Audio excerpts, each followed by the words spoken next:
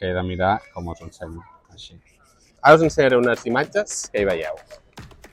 Una dona boca avall. Sí. Una senyora. Una senyora, dues senyores, Veiem dues cares de la mateixa persona. alguna cosa que sigui diferent. Sí. Sembla que estigui somrient i l'altra que estigui trista. La boca, una boca... Ah, està al revés, una boca. No? Que les comissures de les boques estiguin del revés. Però hi ha alguna que veig raro i no et sabria dir I la exactament mirada, què. fa el mateix als ulls també. Els ulls estan invertits. La boca també. Està al revés. Està al revés. I els ulls també estan al revés, eh? El de la dreta, la boca i els ulls estan al revés. Els ulls. Què els hi passa? No sabria dir-te, però estan diferents. Que estan a la inversa, no?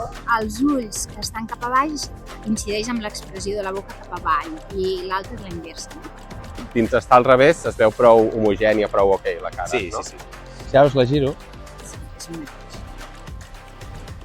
Si ara jo faig així, Ui! Ostres!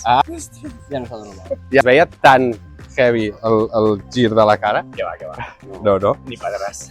O sigui, Ostres, i tant! es veu que han agafat els ulls directament i els han girat. Té els ulls girats i la boca girada, o sigui que és superbé perquè l'heu encertat.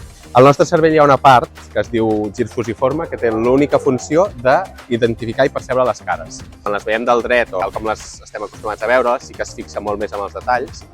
al mirar-se-la del revés, interpreta que és una cara perquè veu dos ulls, un nas i una boca, Sí. però no mira exactament com estan ubicades. Llavors, Llavors detecta que és una cara i la reconeix com a cara. és l'efecte de la il·lusió de Thatcher, es diu així perquè el primer cop que es va fer era amb una imatge de la Margaret Thatcher a finals del segle XX. Sí, sí.